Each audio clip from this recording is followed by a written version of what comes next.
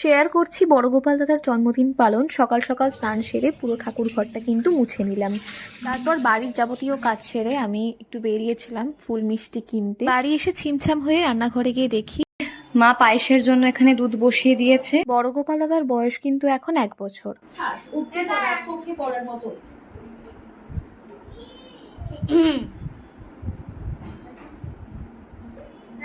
আজ রথযাত্রা উপলক্ষে গোটা দেশ এবং সারথীদের সঙ্গে তারা তালি দেয়।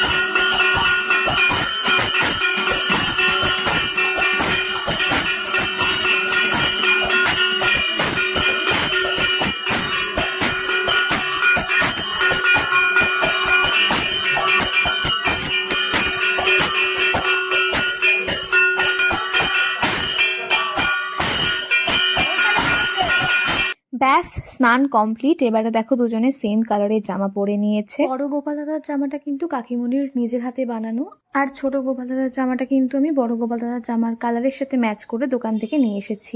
জন্মদিন মানেই সবার মাথায় প্রথমেই আসে পায়েস, আর বাড়ির প্রত্যেক সদস্যের জন্যই কিন্তু আমরা জন্মদিনে পায়েস বানিয়ে থাকি।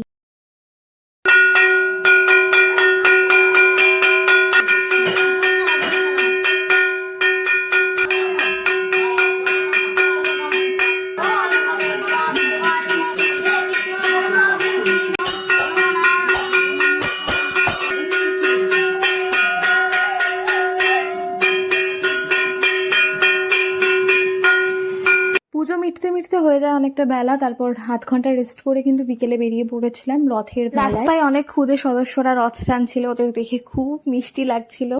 জয় জগন্নাথ, জয় জগন্নাথ। তারপর আমরাও রথ টানি, আর এভাবেই কাটলো আমার সারাদিনটা। আশা করি তোমাদের এই ব্লগটা দেখতে খুব ভালো লেগেছে। ব্লগটা ভালো লাগলে কিন্তু তোমরা লাইক কমেন্ট শেয়ার করতে ভুলবে না। চ্যানেল নতুন হয়ে থাকলে সাবস্ক্রাইব করে দিও। টাটা।